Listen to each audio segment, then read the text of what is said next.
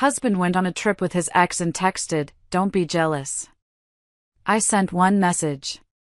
30 minutes later, 15 missed calls. Hello everyone. Thank you for being here with me today. Before I begin my story, grab a warm cup of tea and get comfortable. I'd love to know what time of day you're watching this video. Please comment M for morning, A for afternoon, or E for evening. Now, let me take you into this story. The house was quiet. Too quiet. It was the kind of silence that usually brought me peace after a 60-hour week at the bakery, but tonight, it felt heavy. It felt like the calm before a tornado touches down and rips the roof off your life.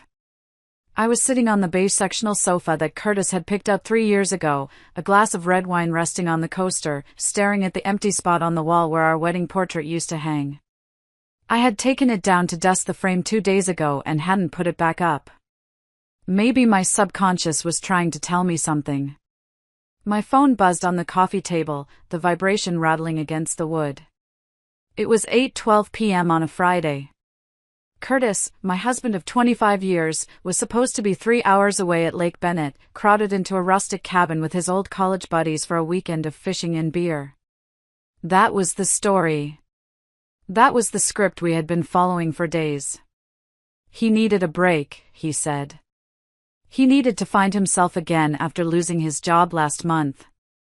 I reached for the phone, expecting a text about the traffic or a picture of a small bass he had caught. I unlocked the screen. It wasn't a fish. It was a selfie. And in that split second, the air left my lungs as if someone had punched me in the gut. The photo was high quality, bright and sharp. In the foreground, Curtis was smiling. It wasn't the tired, forced smile he gave me across the dinner table these days. It was a wide, toothy grin, his eyes crinkled at the corners. But it was what, and who, was in the background that made my blood turn to ice. Clinging to his arm, with her head resting on his shoulder, was Brenda. She was wearing a white sundress with blue flowers, a dress that looked suspiciously new.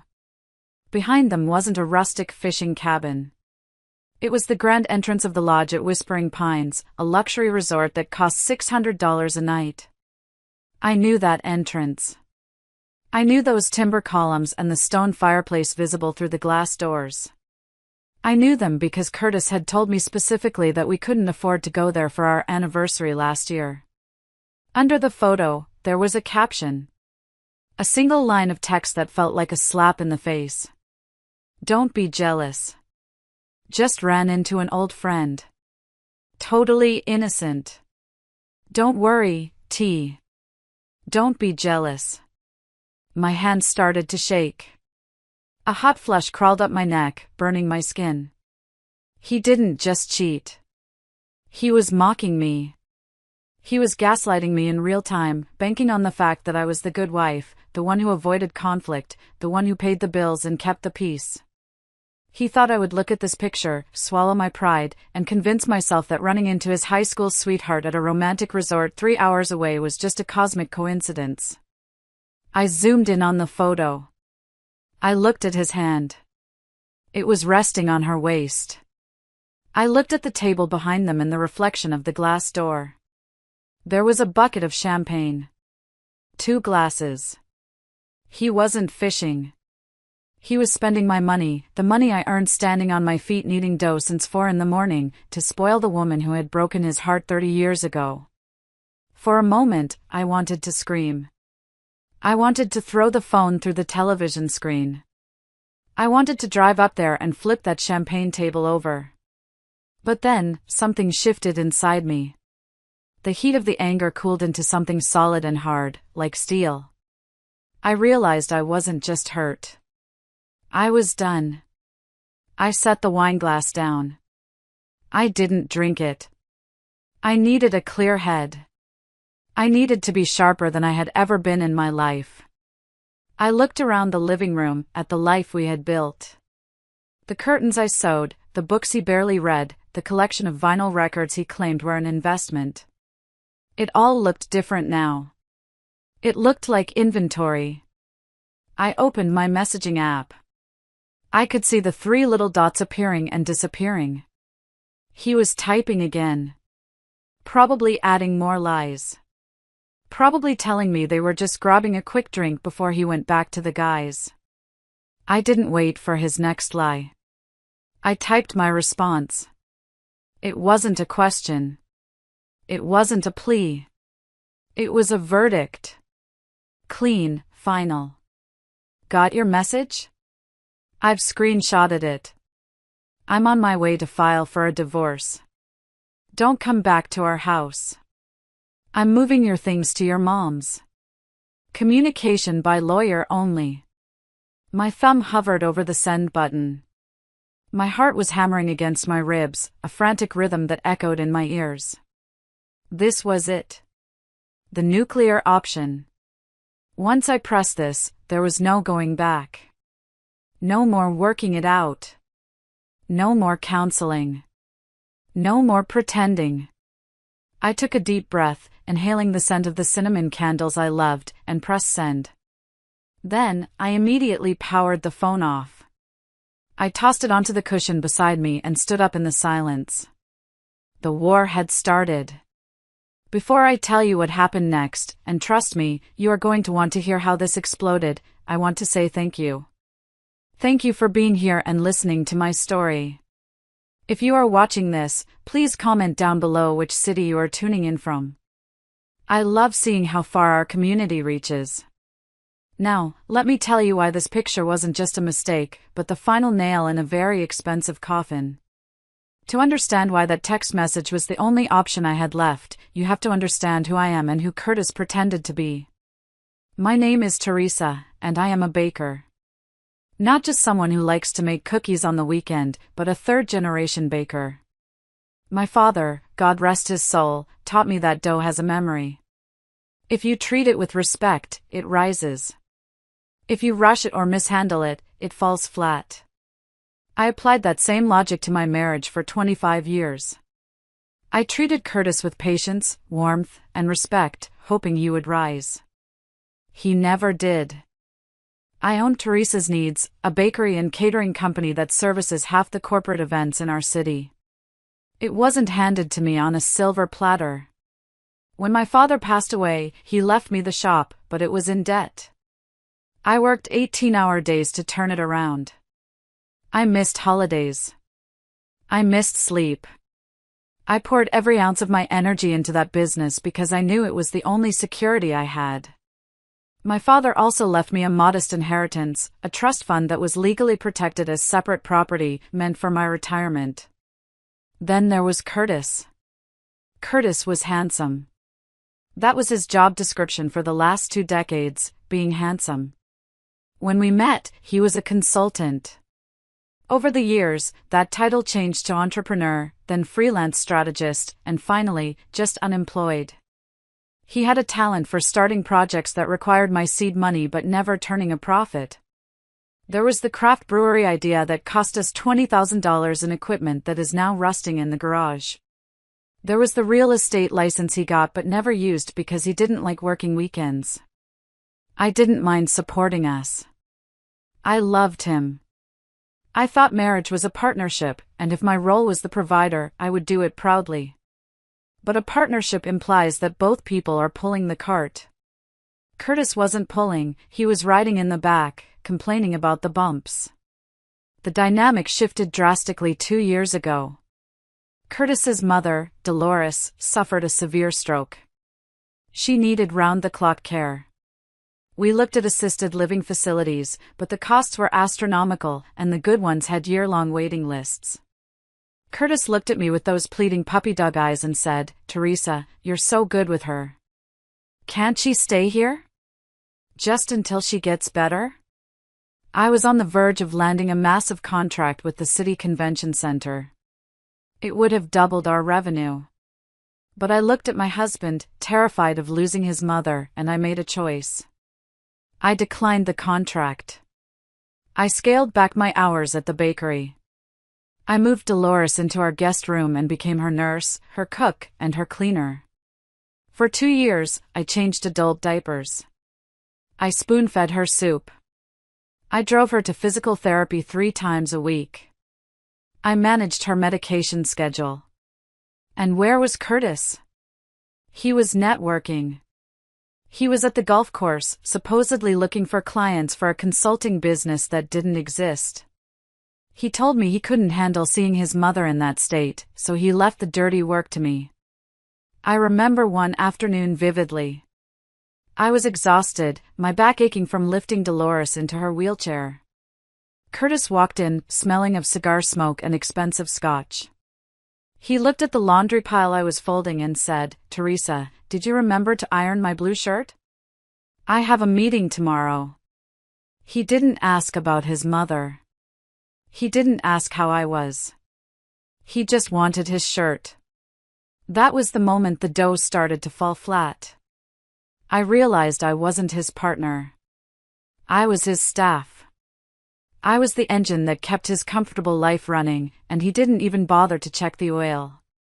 When Dolores finally recovered enough to move back to her own small house 6 months ago, I expected gratitude. I expected Curtis to say, "Thank you for saving my mother." Instead, he said, "Finally, we can have some peace and quiet." And then, he lost his job, a position I later found out was just a favor from a friend that paid under the table, and fell into a depression. That's when he started talking about needing a friend. That's when he reconnected with Brenda. I should have seen the signs. The sudden interest in his appearance. The gym membership he actually started using. The phone screen always facing down on the table. But I was so busy trying to rebuild my business after 2 years of neglect that I missed the predator circling the water. I was worried about flower prices and payroll taxes. I didn't think I had to worry about a high school cheerleader from 1985 coming back to steal my life. But Brenda wasn't just a memory. She was a weapon, and Curtis was about to point her right at me. Brenda. Even saying her name leaves a bad taste in my mouth, like spoiled milk. She re-entered our lives about 3 months before the picture at the lake. Curtis mentioned her casually over dinner one night, stabbing at his pot roast like he was dissecting a frog. "You know who I ran into at the gas station? Brenda Miller. She's back in town." I paused, my fork hovering halfway to my mouth. Brenda Miller. The homecoming queen. The girl who dumped Curtis senior year because he didn't have a car, only to date the quarterback. Oh. I thought she moved to Florida. She did, Curtis said, too quickly. She's going through a rough divorce. Her husband left her for a younger woman. She's in a bad place, Teresa. She looked really fragile. Fragile. That was the keyword. That was the bait. Curtis loved fragile things because they made him feel strong. Beside me, he felt invisible. I fixed the sink when it leaked. I negotiated the mortgage rates. I fired incompetent employees. I didn't need him to save me, and that bruised his ego. Brenda, apparently, needed saving. "That's too bad," I said, trying to be sympathetic. "Divorce is hard." "Yeah. She barely knows anyone here anymore." I told her we'd look out for her. "You know, as friends." "We?" I asked. "Well, mostly me since you're always at the bakery," he shot back, a hint of accusation in his tone. "I'm just going to help her get settled. She needs help with some handiwork around her mom's old place." That's how it started. The handiwork. Curtis, who hadn't fixed a loose doorknob in our house in 10 years, was suddenly Mr. Fix-It. He was going over to Brenda's to paint her living room. He was going over to unclog her drains. He was helping her move furniture. I tried to be the cool wife. I told myself I was secure. We had 25 years of history. Brenda was just a sad, middle-aged woman going through a crisis. Jealousy was beneath me. Or so I thought. But the comparisons started coming. Subtle at first, then blatant. Brenda thinks it's amazing how you run a business, Curtis said one night, watching me answer emails at the kitchen table. But she wonders how you find time to be a wife. She says she always believed a home needs a woman's touch, not just her paycheck. I looked up, my glasses sliding down my nose. Did she now? Well, Brenda can pay my mortgage, and then she can have an opinion on my schedule. Curtis rolled his eyes. See? That's what I mean. You're so hard. Brenda is soft. She listens. She doesn't talk about profit margins and supply chains. She talks about feelings. I talk about profit margins because they pay for your golf clubs, Curtis, I snapped. He slammed his hand on the table. It's always about money with you. You emasculate me, Teresa. You make me feel like an employee. Brenda makes me feel like a man. There it was. The truth. He didn't want a partner, he wanted a fan club. And Brenda was the president of the chapter. I started noticing things. He would come home smelling of a perfume that wasn't mine, something floral and cloying. He started buying new shirts, brighter colors than he usually wore. He stopped eating the lunches I packed him because Brenda made a casserole, and it would be rude not to try it. I tried to set boundaries. I told him I wasn't comfortable with him spending 4 nights a week at her house. You're being controlling, he accused, playing the victim perfectly. She's depressed, Teresa. She's suicidal, practically. If I stop helping her and she does something to herself, that's on you. Do you want that on your conscience? He weaponized her alleged fragility against me. It was emotional blackmail. If I objected, I was the heartless, cold businesswoman. If I stayed silent, I was the doormat. One Saturday, I came home early from the shop. Curtis was in the bathroom, showering. His phone was on the nightstand, buzzing. I didn't look at it then. I respected his privacy. But I saw the screen light up. A notification from B. You left your watch on my nightstand. I'm sleeping with it tonight. Miss you. My stomach turned. I felt nausea rise in my throat. Sleeping with it? Miss you? That wasn't plumbing. That wasn't painting. When Curtis came out of the bathroom, towel around his waist, I asked him, "Is there something going on with Brenda?" He laughed. A cold, dismissive laugh. You're crazy. She's a mess, Teresa. Why would I want her? I'm just helping a friend. God, you're so insecure. It's unattractive. He made me feel small. He made me feel crazy. He looked me in the eye and lied with the ease of a weatherman predicting rain. I backed down that day. I told myself I was reading too much into a text I shouldn't have seen. But my gut knew. My gut was screaming. And soon, I would find out that while I was worrying about his heart, he was busy robbing my wallet. You would think that after I spent 2 years wiping his mother's chin and listening to her stories about the good old days, I would have earned some loyalty from Dolores. You would think that bond would be sacred. But in my family, loyalty was apparently a currency that had devalued significantly. About a month into the Brenda era, we went to Dolores's house for Sunday dinner. It was a tradition I had kept up even after she moved out, mostly to make sure she was eating properly and taking her blood pressure meds. I brought a pot roast and her favorite lemon bars from the bakery. When we arrived, Dolores was sitting in her armchair, looking unusually perky. "Oh, Teresa," she said, barely looking at me as I set the food down. "You look tired." Again. "It's the busy season, Mom," I said, trying to keep my tone light. "Weddings are picking up." "Always working," she tooted. "Curtis tells me you barely have time to cook anymore." "A man needs a hot meal, Teresa. Not takeout." I glanced at Curtis. He was smirking, pouring himself a glass of iced tea. He had clearly been complaining to Mommy. I cook plenty, I said, cutting the roast. And Curtis is perfectly capable of using the stove if I'm late. Dolores stiffened. It's not a man's job to be in the kitchen. That's why he's been spending time with that nice Brenda girl. Now, there's a woman who understands traditional values. I froze. The knife clattered against the serving platter. You know about Brenda? Of course I do, Dolores said, beaming. She came by yesterday to bring me some flowers. Such a sweet girl. We had a lovely chat. She showed me pictures of her garden. She's very feminine. Not like these modern women who want to wear the pants. I felt the blood drain from my face. Brenda had been here? Introducing herself to my mother-in-law? That was a power move.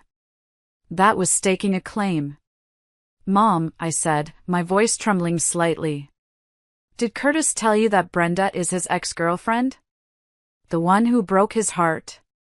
Oh, people change, dear, Dolores waved her hand dismissively. She's been through a lot. She told me how lonely Curtis seems. She said he looks like a man who is starving for affection. I looked at Curtis. He refused to meet my eyes, focusing intently on his green beans. I saved your life, Dolores, I whispered. I couldn't help it. The words just slipped out. I gave up 2 years of my career to take care of you. I bathed you. I fed you.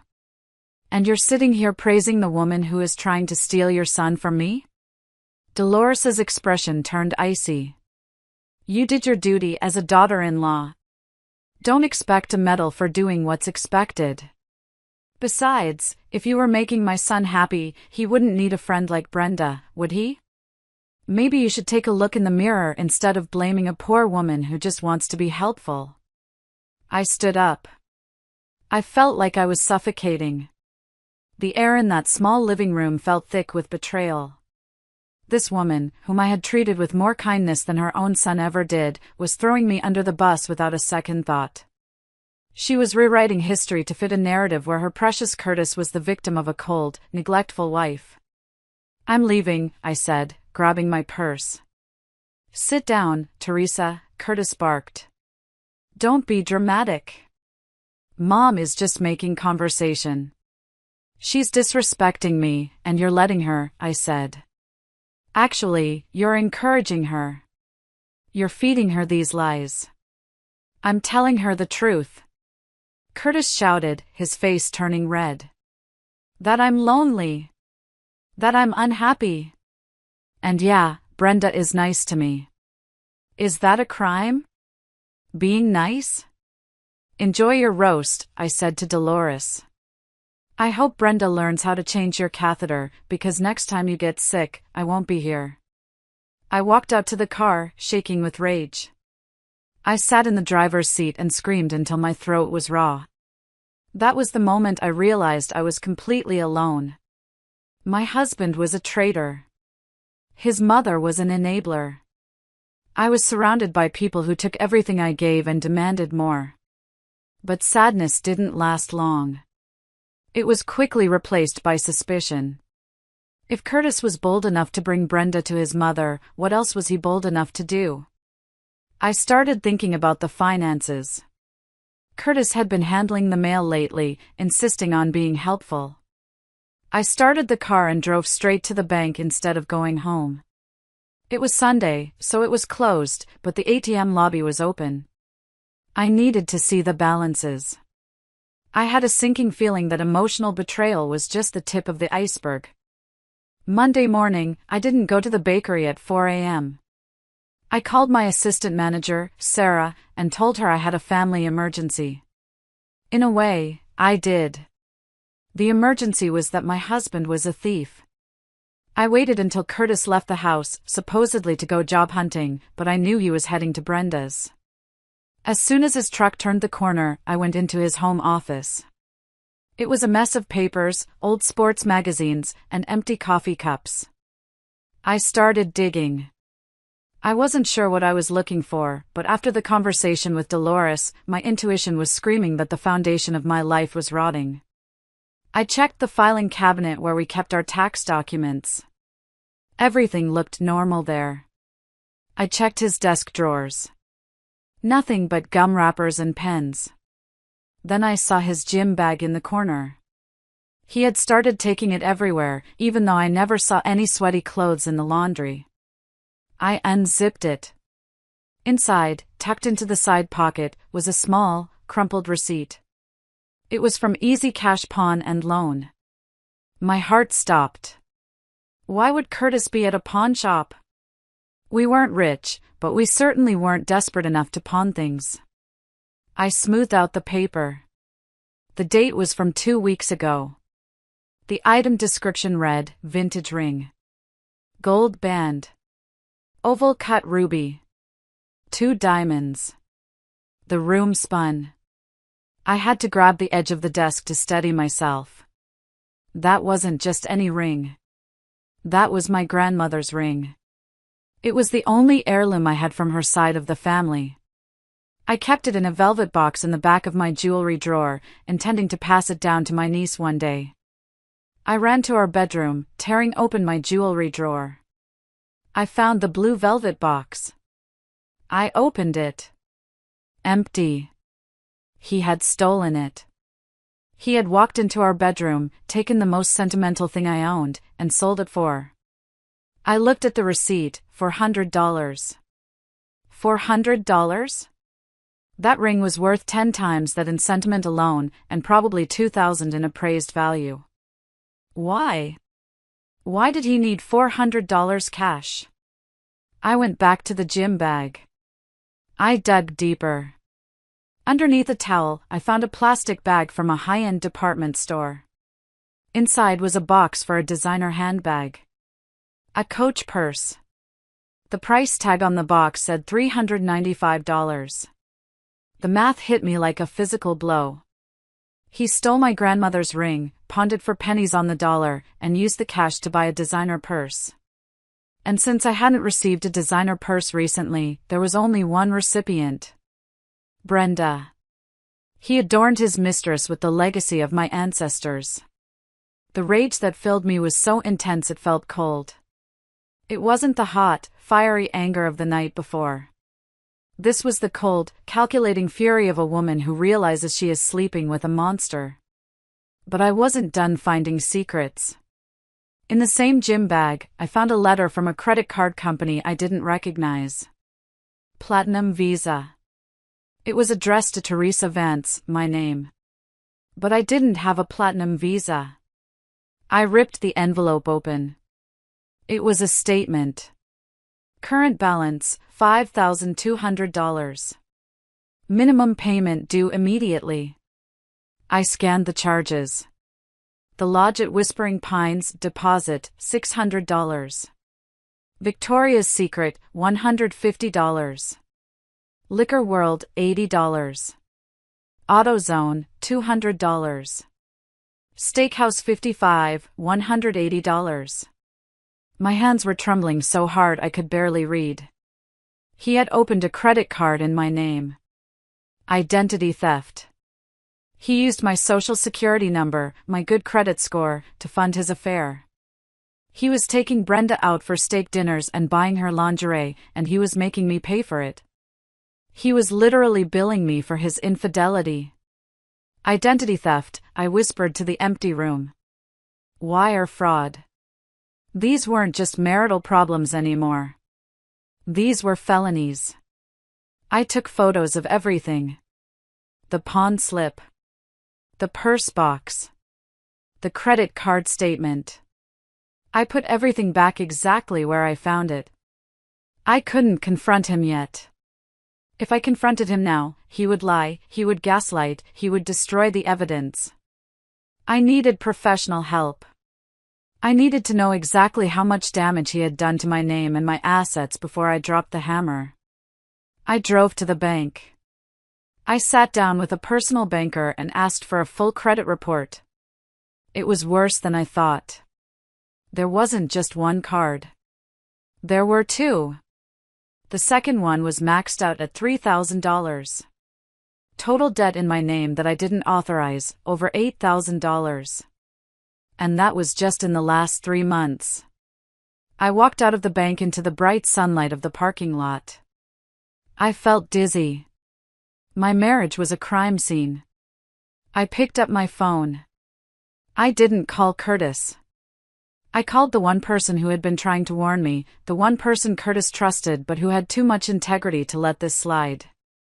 "Wade," I said when he answered. "I need to talk. And I need you to be honest with me." "Teresa?" His voice sounded worried. "Where are you?" "I'm coming to the garage." "Don't tell Curtis." "Come on over," he said grimly. "We need to talk." Wade owned a small auto repair shop on the south side of town. He and Curtis had been friends since kindergarten. Wade was the opposite of Curtis, quiet, hardworking, hands permanently stained with grease, and brutally honest. When I pulled up, Wade was wiping his hands on a rag. He saw my face, pale, determined, eyes red-rimmed, and immediately flipped the sign on the door to closed. He led me into his small, cluttered office and poured me a cup of terrible coffee. "You know," I said. It wasn't a question. Wade sighed, sinking into his creaky chair. "I suspected. Then I knew. Then I tried to tell him he was being an idiot. He stole my grandmother's ring, Wade. He pawned it to buy her a purse." Wade flinched. He looked genuinely pained. "Jesus, Teresa. I didn't know it was that bad. I thought he was just going through a midlife crisis, acting stupid. I didn't know he was stealing from you. He opened credit cards in my name. He's over $8,000 in debt, and it's all on my credit report." Wade rubbed his face with his hands. "He brought her here," he admitted, his voice low. "Last week. He told me he needed an oil change. She was with him. They were affectionate. Right there in the waiting room. I told him to get the hell out. I told him he didn't deserve you. He laughed at me, Teresa. He said I was just jealous because he still had game. He thinks I'm stupid," I said, sipping the bitter coffee. "He thinks I'm just the bank." "He's a fool," Wade said firmly. He leaned forward. "Look, Teresa. I'm Curtis's friend, but right is right. And this? This is wrong. You need to protect yourself. The bakery, the house, is it all in both your names?" "The house is in my name, inherited from my parents. The bakery is mine, LLC. But in this state, debts incurred during marriage." "I don't know." Wade opened his desk drawer and pulled out a business card.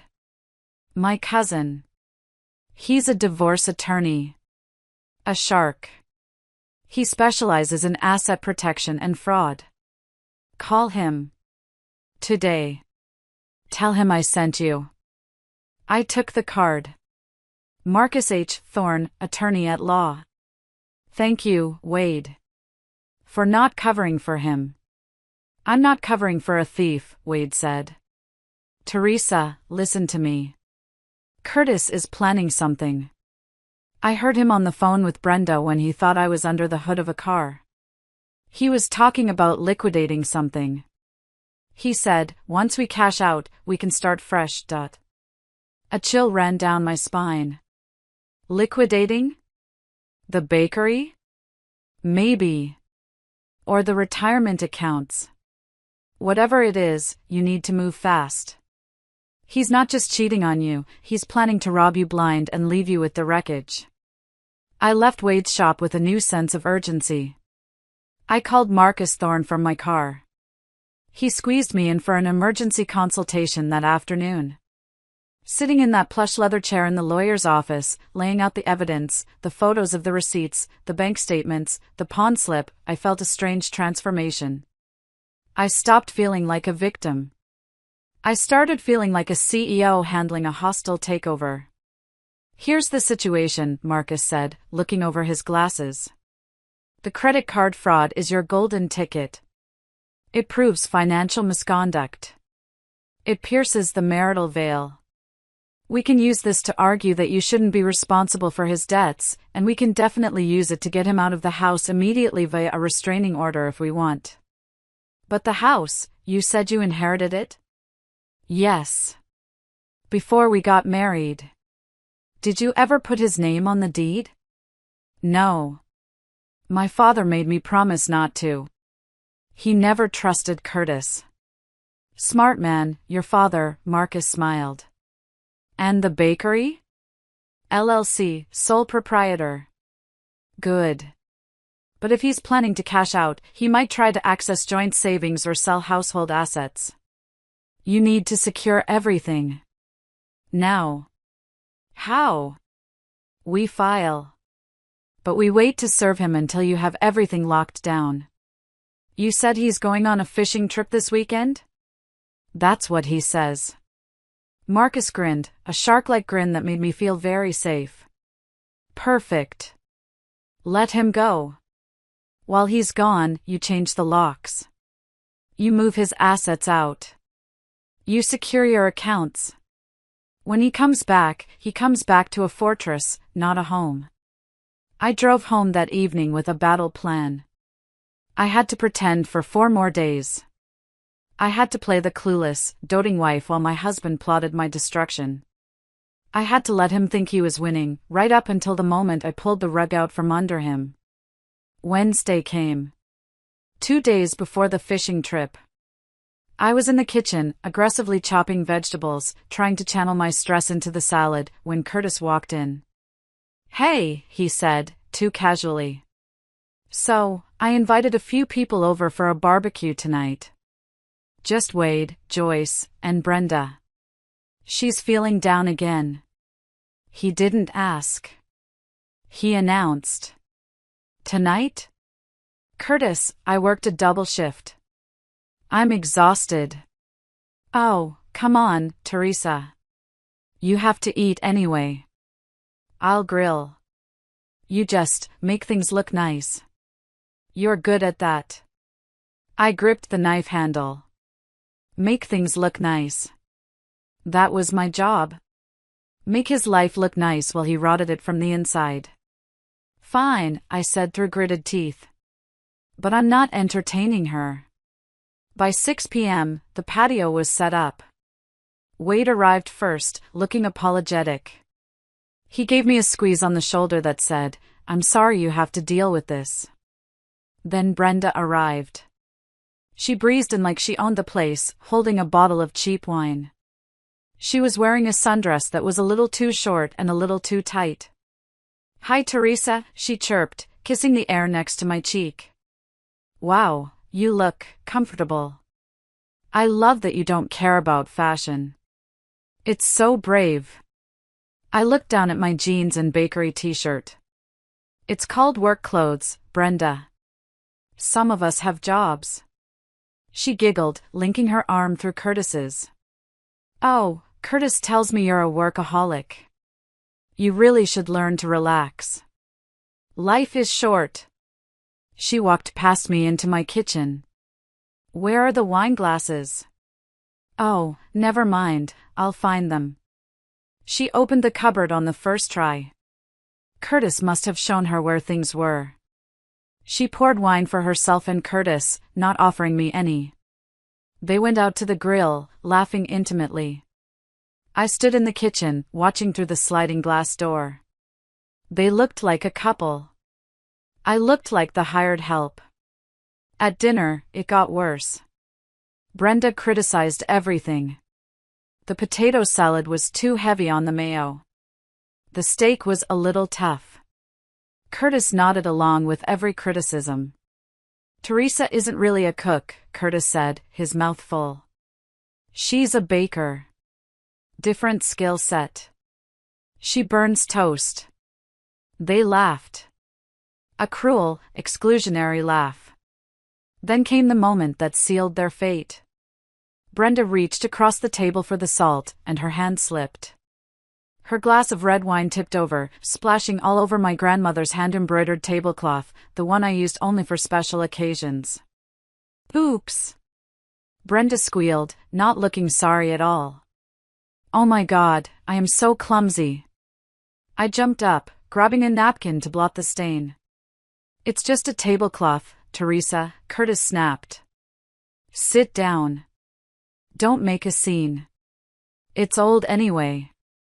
It was my grandmother's, I said, my voice low. Like the ring. The table went silent. Curtis went pale. He stared at me, panic flickering in his eyes. He wondered if I knew.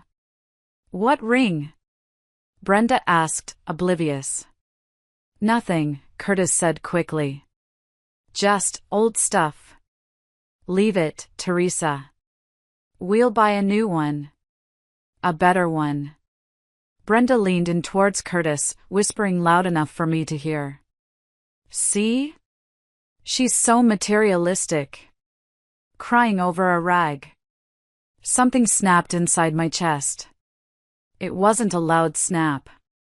It was the sound of a heavy tether finally breaking. I looked at them. I looked at my husband, sweating and lying.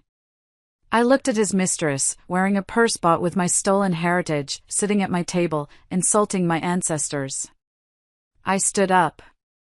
I have a headache, I announced calmly. I'm going to bed. Wade, lock up when you leave. You're leaving your guests? Curtis asked, feigning outrage. I don't have guests, I said, looking him dead in the eye. I have intruders. I walked into the house, leaving them in stunned silence. I went to the bedroom, locked the door, and pulled out my suitcase. I didn't pack for me. I started making a mental list of the boxes I would need for Friday. Wade texted me 10 minutes later, I'm leaving. They are drunk. I'm sorry, T. You give the word, I'm there with the truck on Friday. I texted back, be here at 8 a.m. Bring boxes. Lots of them. I didn't sleep that night. I lay awake listening to Curtis stumbling into the guest room. He didn't dare come into the master. I listened to him snoring. And I smiled. Because he thought he had one. He thought he had successfully humiliated me in my own house. He had no idea that he had just handed me the emotional ammunition I needed to pull the trigger. Friday morning arrived with a gray, overcast sky. Curtis was bustling around the house, unusually energetic for someone who claimed to be depressed. He was packing his gear for the fishing trip.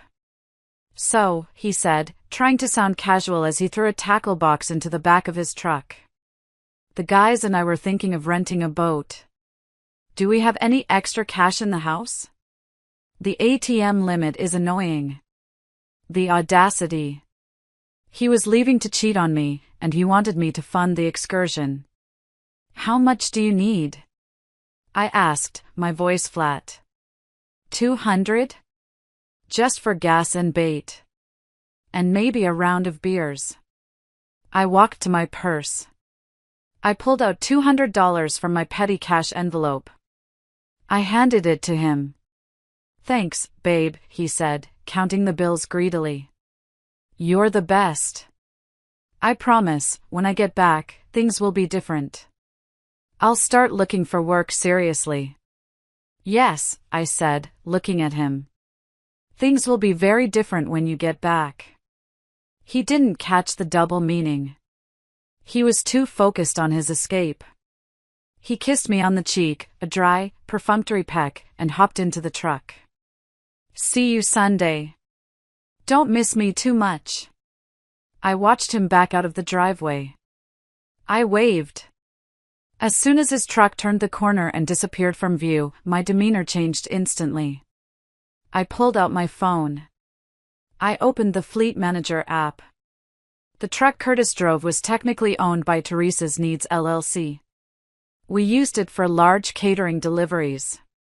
Because it was a commercial vehicle, I had installed a GPS tracker on it 3 years ago for insurance purposes. Curtis knew about it then, but he had clearly forgotten. I watched the little blue dot moving on the map. He wasn't heading north towards Lake Bennett. He was heading west. Towards the mountains. Towards Whispering Pines. I waited.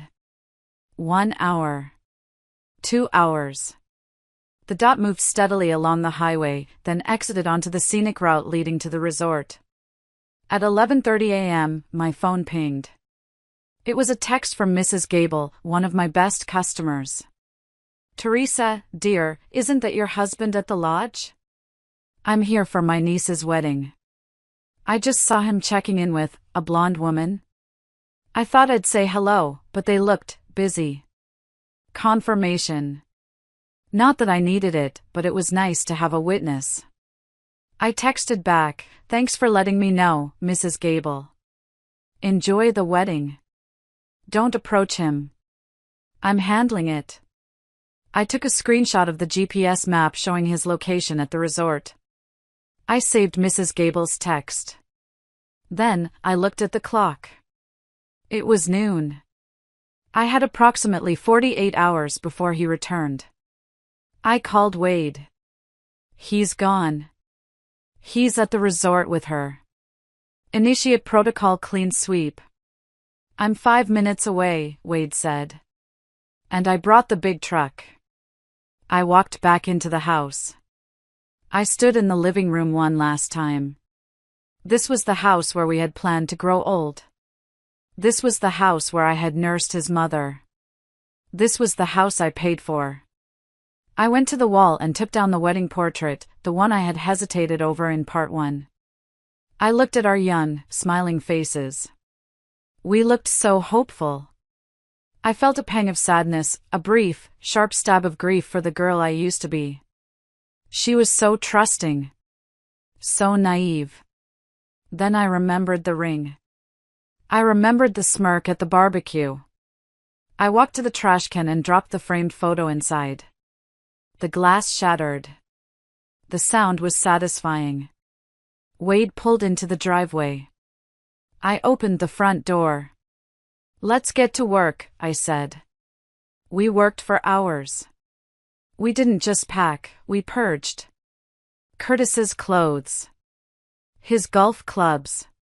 His ugly recliner. His collection of vintage beer steins. Everything that carried his scent or his energy was boxed up. By 7 p.m., the house felt lighter. It was empty of him. Then, at 8:12 p.m., I sat down on the sofa to rest. That's when my phone buzzed. That's when the picture came through. The selfie. The champagne. The caption, "Don't be jealous." We have now caught up to the moment where the story began. You know the background. You know about the stolen ring, the credit card fraud, the disrespect, the mother-in-law. You understand why I wasn't just jealous, I was armed. I looked at that text again. "Don't worry, T." I picked up my phone. I typed the reply I had been drafting in my head for days. Clean, final. Got your message? I've screenshotted it. I'm on my way to file for a divorce.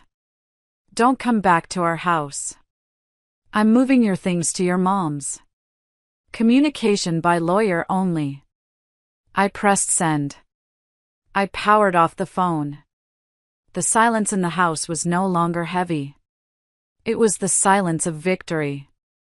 But I knew the silence wouldn't last. Because a man like Curtis doesn't go down quietly. He screams. And as I would soon find out, he was about to make a lot of noise. I placed the phone face down on the coffee table.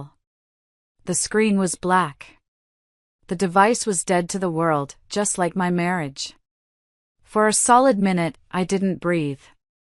The silence in the living room wasn't peaceful, it was electric.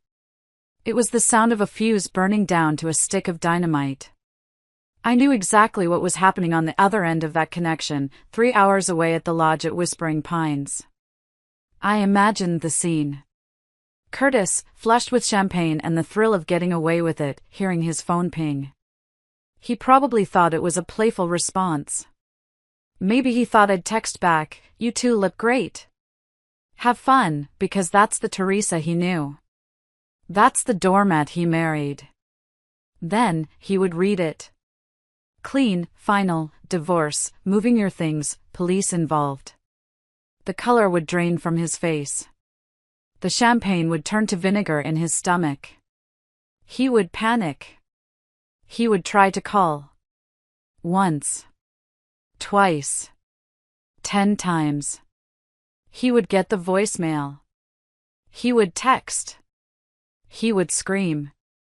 But I wouldn't hear it. I had severed the cord. Wade was standing in the hallway, leaning against the doorframe. He had watched me send the text. He saw the way my hand didn't shake when I pressed the button. "You did it," he said softly. "I did," I replied, standing up and smoothing out my jeans. Now, the clock is ticking. He's going to panic. He might try to drive back tonight, drunk.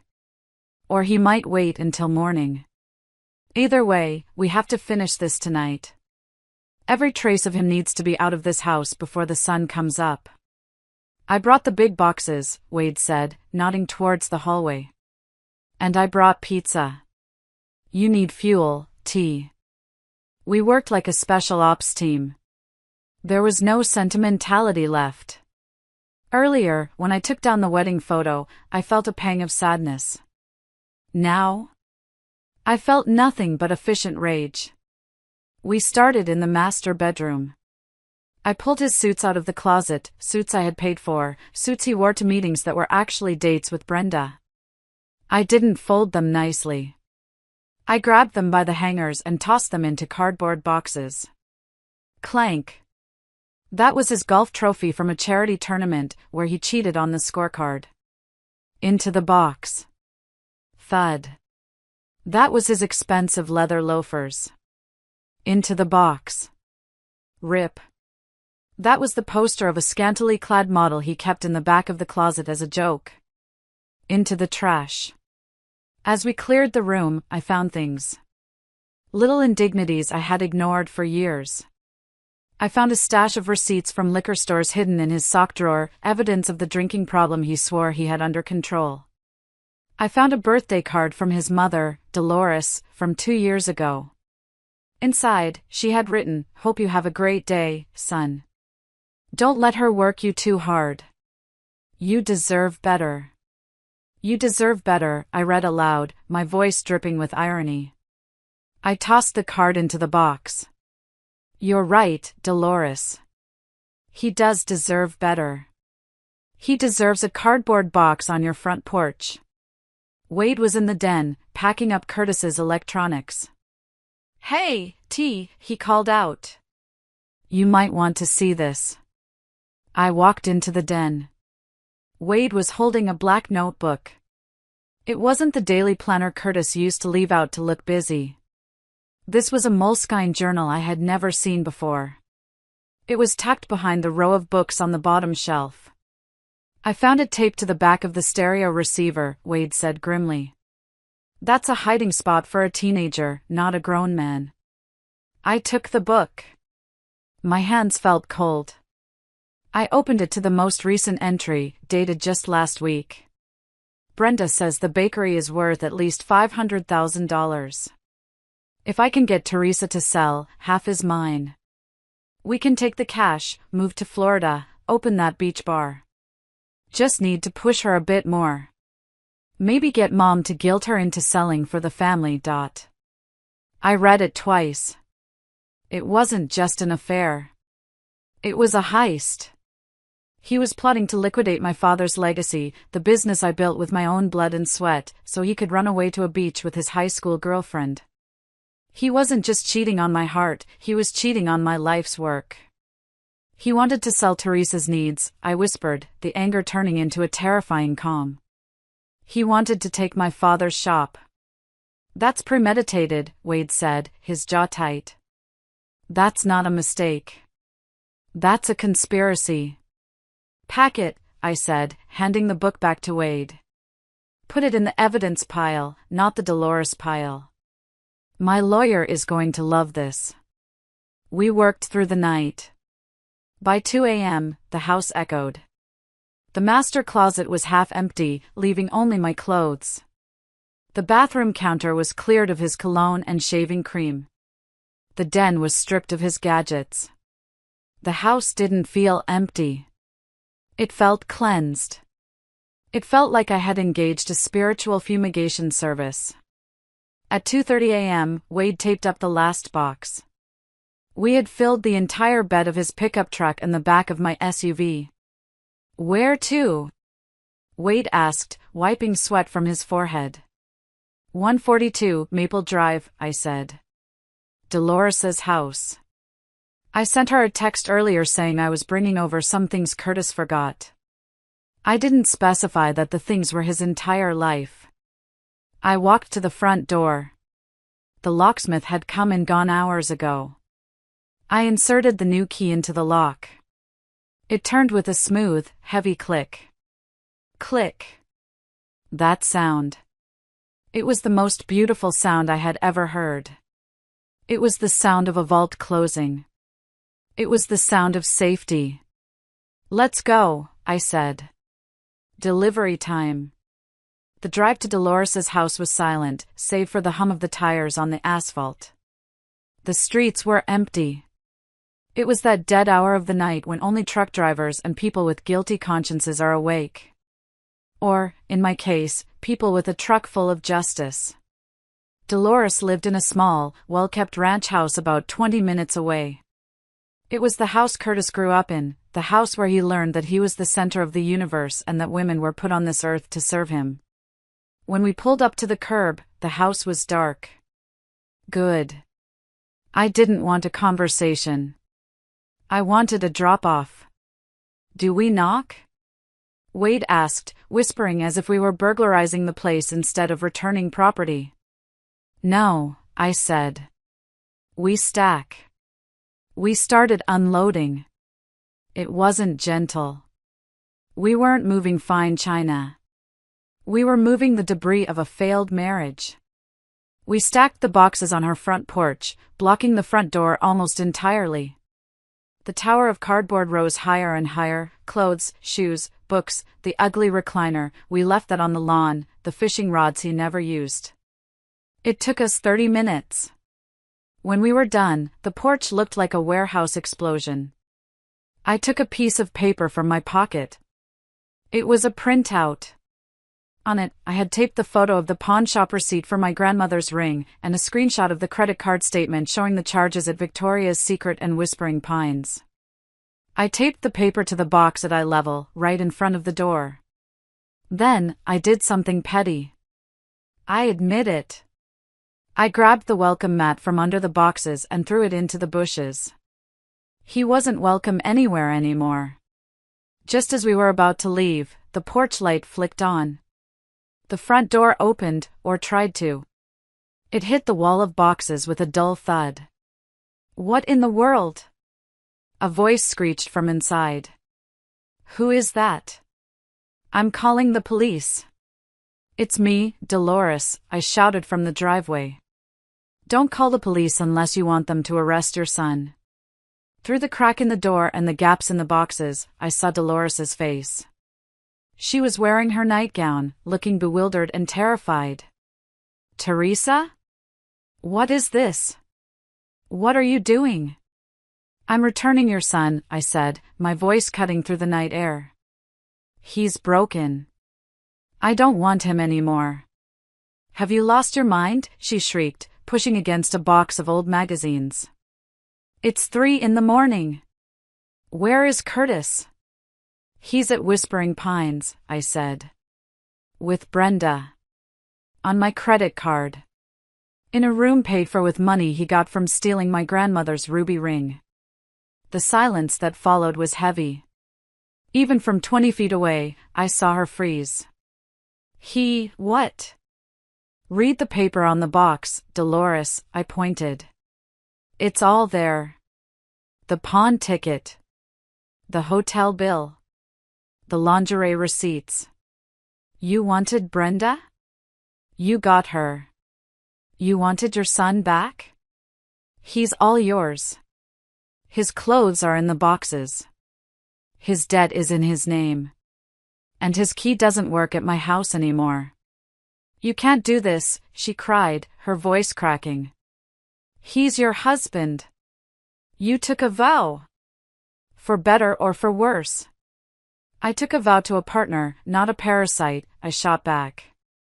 And you knew. You sat at your kitchen table and told me I was the problem while you knew he was cheating. You encouraged it. You told him he deserved better.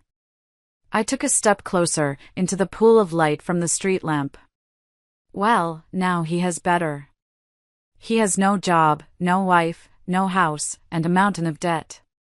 Let's see how much Brenda loves him when she realizes he can't buy her a cheeseburger without my permission. Teresa, please, her tone shifted instantly from anger to begging. He's not strong. He can't handle this. Where will he sleep when he gets back? That sounds like a mother's problem, I said coldly. Not a wife's problem. I turned to Wade. Let's go. As we drove away, I looked in the rearview mirror. I saw Dolores standing in the sliver of open doorway, surrounded by the cardboard fortress of her son's failures, reading the pawn receipt under the yellow porch light. She looked small. She looked defeated.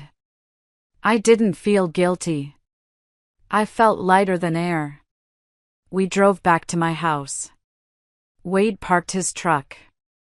You okay? He asked, studying my face. I'm fantastic, I said. And I meant it. But the real show starts tomorrow. Or Sunday. Whenever he crawls back. I'll be around, Wade said. Just in case he gets violent. He won't get violent, I said, looking at the new heavy-duty deadbolt on my front door. He's a coward, Wade. Cowards don't fight. They crumble. I went inside, locked the door, and for the first time in months, I went to sleep in the middle of the bed. I didn't check my phone. I didn't care how many missed calls were lighting up the screen. I slept the sleep of the just. Sunday morning.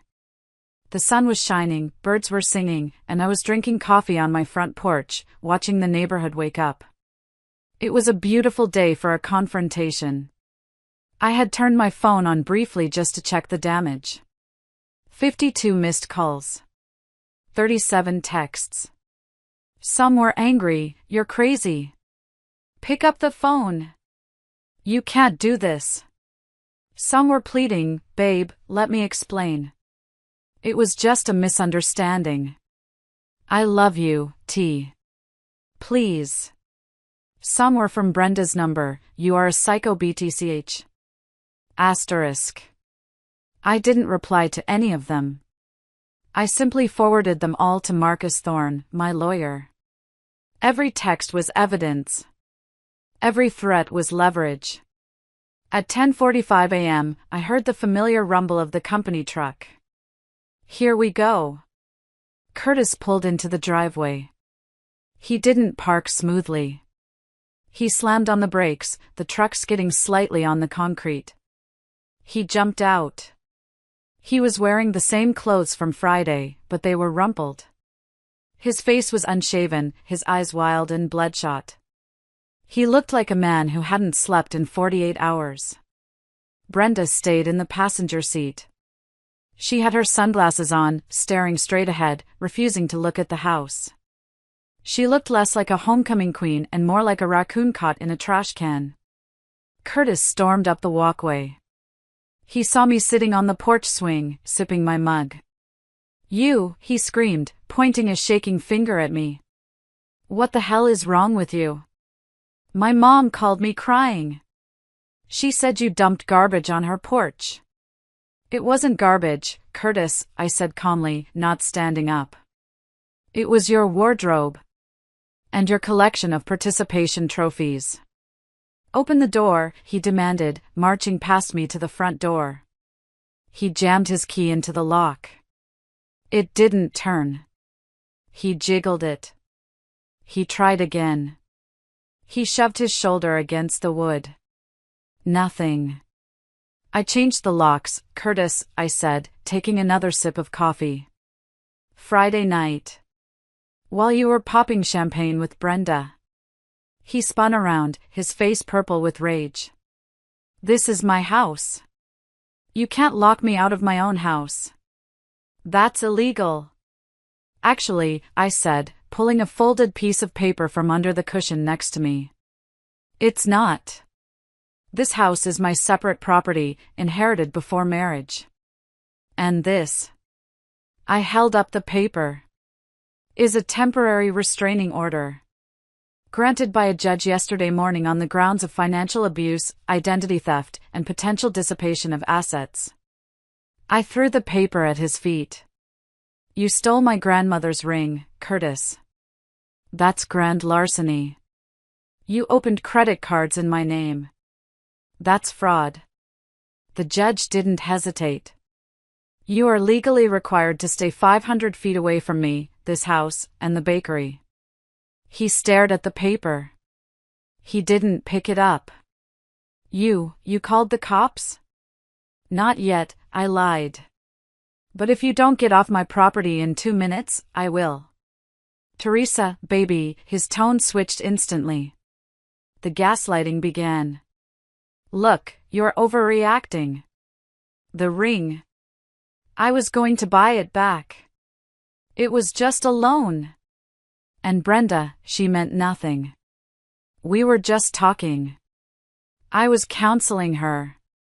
Counseling her? I laughed out loud. Is that what you call it at the Whispering Pines Resort? Is that why you charged a couple's massage to my Visa card? He flinched. I can explain. There is nothing to explain. You are done here. Your stuff is at your mom's. Your girlfriend is in the truck. Go. Start your new life. You're free. I have nowhere to go, he shouted, the panic finally breaking through the anger. My mom won't let me in. She's furious about the ring. She said I disgrace the family. Wow, I said dryly. Dolores found a moral compass? That is a plot twist. Teresa, please. Just let me in. Let me get a shower. Let's talk about this like adults. He took a step toward me on the porch. Step back. The voice boomed from the sidewalk. It was Wade. He had been watching from across the street. He walked up the driveway, holding a tire iron loosely in his hand. He wasn't threatening, just prepared. You heard the lady, Curtis, Wade said. 500 feet. You're currently at about 5. Curtis looked at Wade, then at me. He looked at the locked door. He realized, perhaps for the first time in his life, that his charm wasn't going to work. The good wife wasn't there anymore. The loyal friend was holding a tire iron. You'll regret this, Curtis spat, backing down the stairs. You'll regret throwing away 25 years. I regret the 25 years, I said. I don't regret today.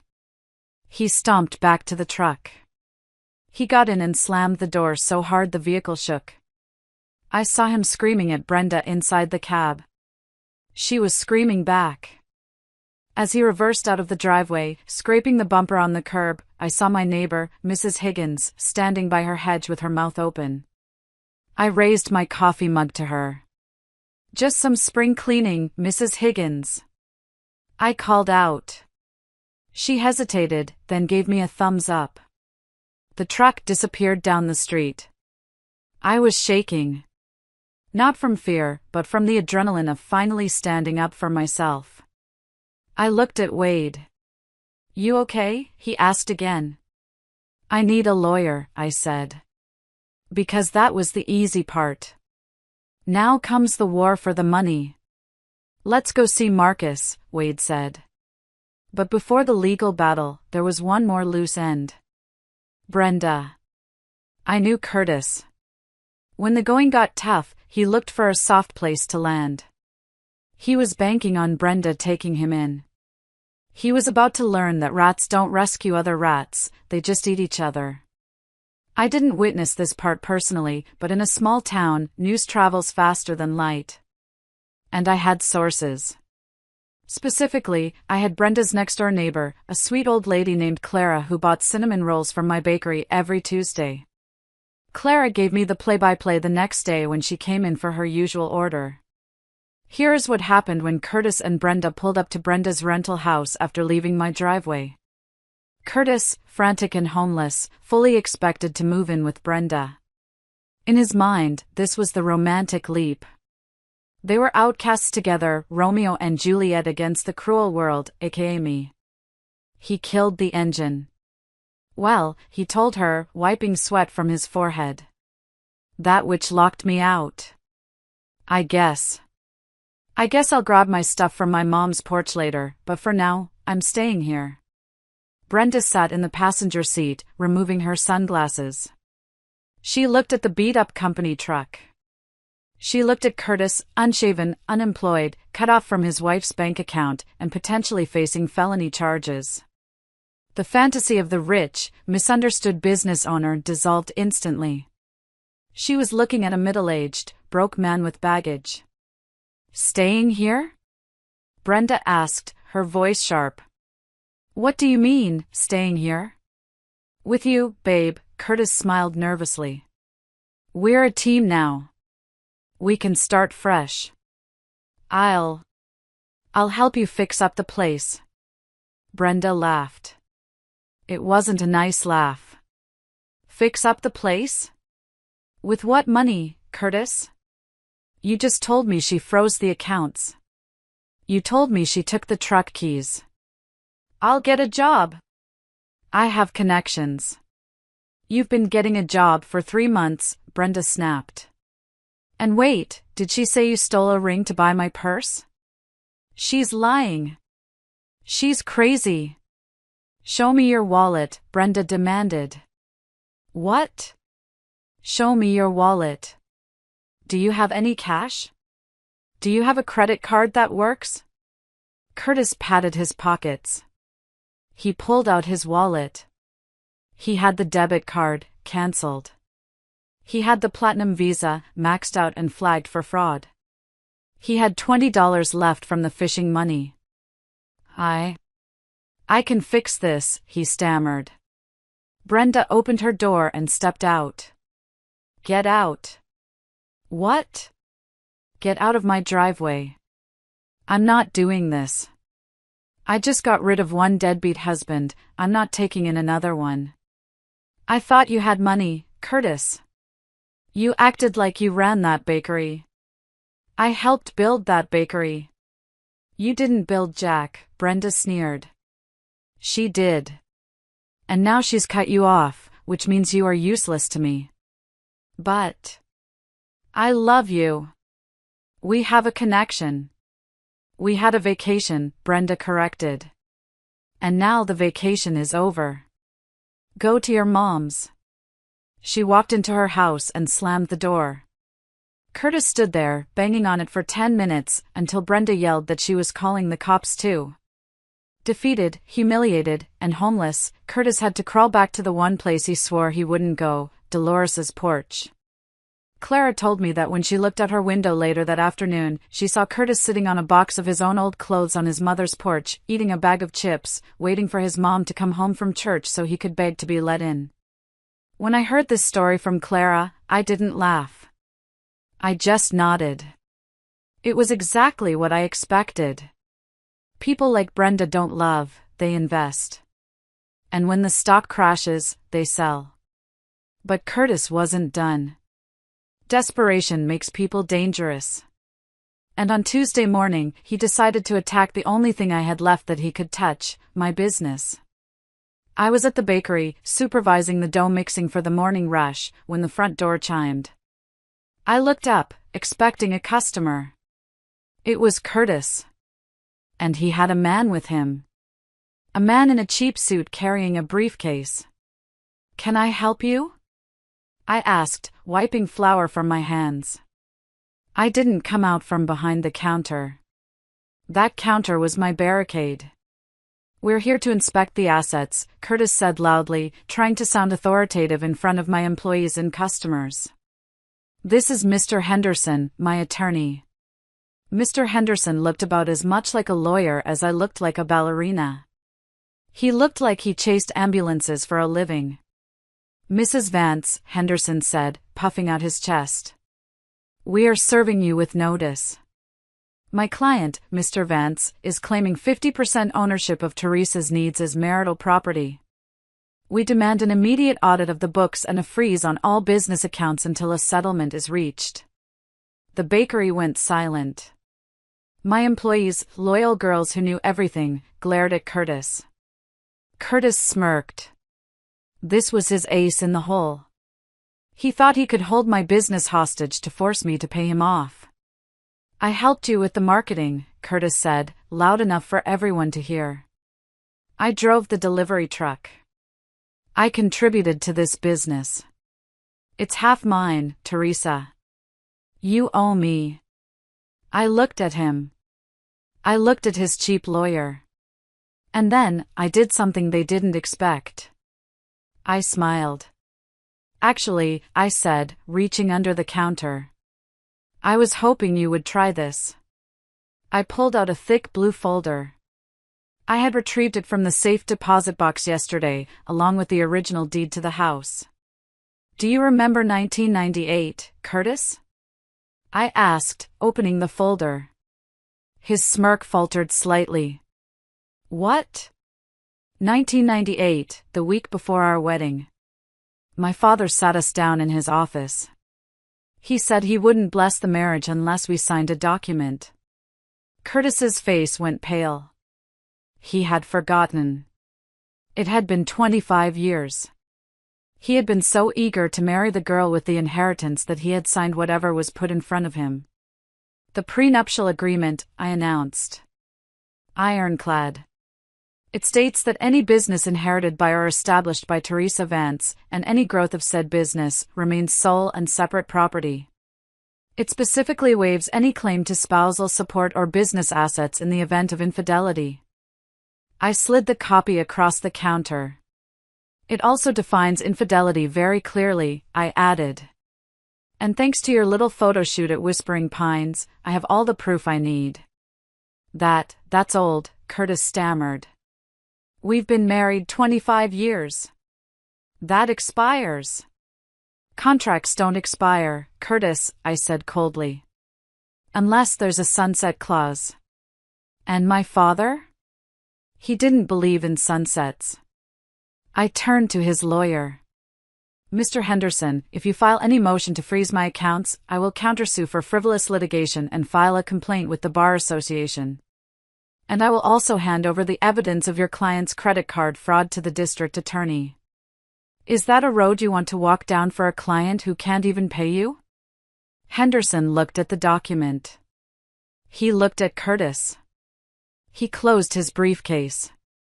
"You didn't tell me there was a prenup," Henderson muttered to Curtis.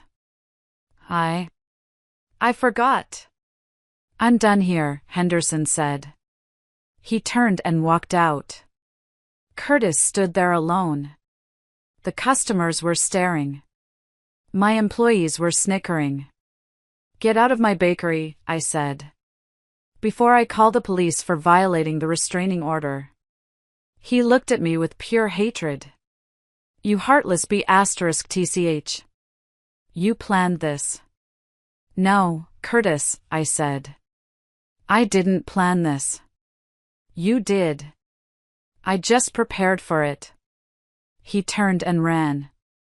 After the showdown at the bakery, the fight went out of Curtis. He realized he had no leverage. No house.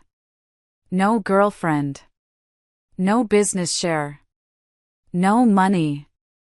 The divorce proceedings were surprisingly fast because he couldn't afford to fight me.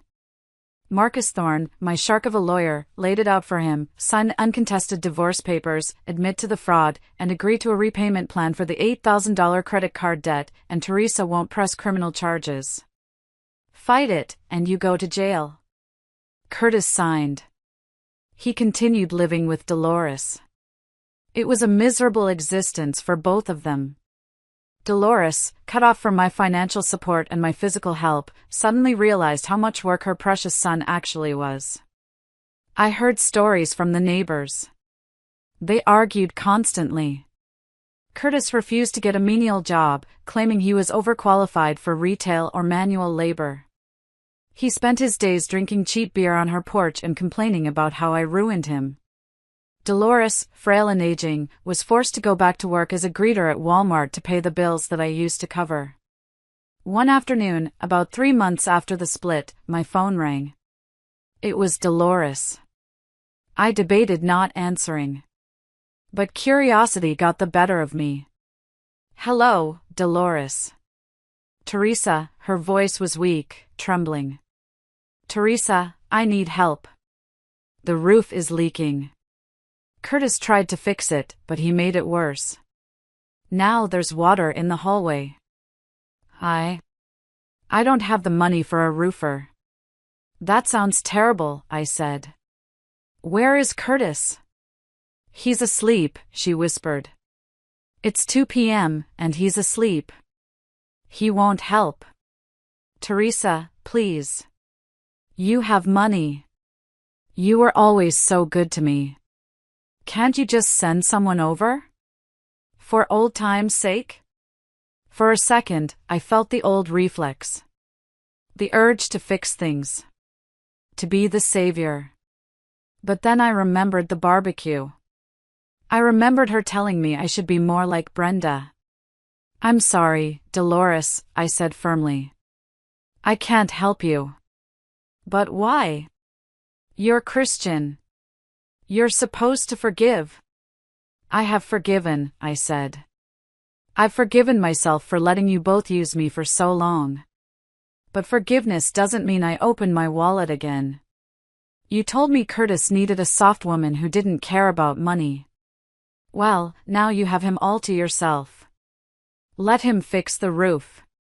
Or call Brenda." "Teresa, don't be cruel." "It's not cruelty, Dolores. It's consequences. Goodbye." I hung up. I didn't feel triumph. I just felt closure. Life moved on. The bakery thrived. Without the stress of Curtis and the financial drain of his projects, my profits soared. I hired a new manager to handle the day-to-day operations so I could actually take weekends off. I started hiking. I joined a book club. I rediscovered the woman who existed before she became a wife and a nursemaid. And then, there was Wade. Wade had been my rock through the whole ordeal. He helped me change the locks, moved the boxes, stood guard at the bakery. But he never pushed. He never made a move. 6 months after the divorce was final, I stopped by his garage to drop off some donuts for his crew. He was under a car, as usual. He slid out on his creeper, wiping grease from his face. He smiled when he saw me, a genuine, warm smile that reached his eyes. "Hey, T. You look happy." "I am happy," I realized. "I'm really happy." "Good. You deserve it." "Wade," I said, feeling a sudden burst of courage. "You know that fishing trip Curtis never went on?" "Yeah. I've never been fishing. Real fishing. In a boat. On a quiet lake." Wade paused. He stood up, wiping his hands on a rag. "Well, I have a boat. And I know a lake that's actually for fishing, not for whatever Curtis was doing." "Are you asking me out, Wade?" "I think I am, Teresa. I've been wanting to ask you out for about 10 years. But you were married." "I'm not married anymore." "No," he grinned. "You're definitely not. Pick you up Saturday? 6 a.m.? Fish bite early. 6 a.m. sounds perfect, I said. We went fishing. We caught nothing. We talked for 6 hours. We laughed until my sides hurt. It was the most romantic date of my life. It's been a year since I sent that text message. A year since I burned my life down to build a better one. I still live in the same house, but it looks different now. I painted the walls a warm yellow. I turned the man cave into a reading room for myself. The wedding photo spot is now occupied by a beautiful landscape painting I bought at an art fair. Curtis is still in town, but he's a ghost. I see him occasionally, shuffling out of the liquor store or sitting on a park bench looking older than his years. He tries to catch my eye sometimes, looking for pity, looking for an opening. I never give it to him. I look right through him. He is a reminder of a past life. A lesson I had to learn the hard way. Last Christmas, Wade and I hosted a party. My house was full of laughter, friends, and the smell of fresh-baked gingerbread. My employees were there. My new friends from the hiking club were there. At one point, I stepped out onto the porch to get some fresh air. The snow was falling softly. It was peaceful. I looked at my phone. I scrolled back, way back, to the screenshot I had saved. The picture of Curtis and Brenda. The text, "Don't be jealous." I didn't feel anger anymore. I looked at that woman in the picture, the terrified, exhausted Teresa who received that text, and I wanted to hug her. I wanted to tell her, do it. Send the text. It's going to be scary, and messy, and painful. But on the other side of that pain is freedom. I deleted the photo. I didn't need the evidence anymore.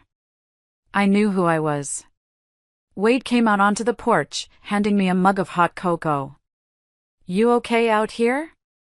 I'm perfect, I said, leaning into him. Just enjoying the quiet. It's a good quiet, he said.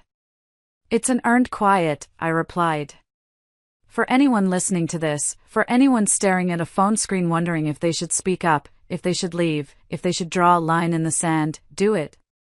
Respect isn't negotiable.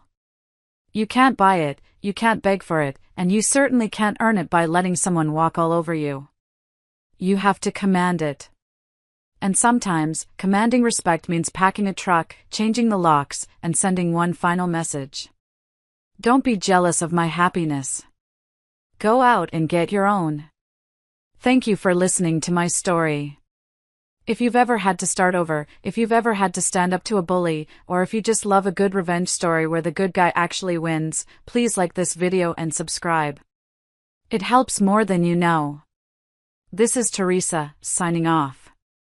And remember, the dough only rises if you let it rest, but sometimes, you have to punch it down first.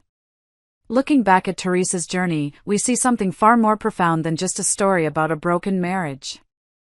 Her experience serves as a powerful reminder that true loyalty should never require you to sacrifice your dignity. We often fear the upheaval of starting over, yet as we have seen today, the most dangerous loneliness is not being alone, it is living with someone who makes you feel invisible. Teresa taught us that walking away is not an act of cruelty, but the highest form of self-respect. When you finally summon the courage to draw that line in the sand, you aren't losing a partner, you are reclaiming your own life. We hope this story inspires you to know your worth and never settle for less than you deserve. What are your thoughts on her decision? If you found value in this lesson of resilience, please comment good below to let us know.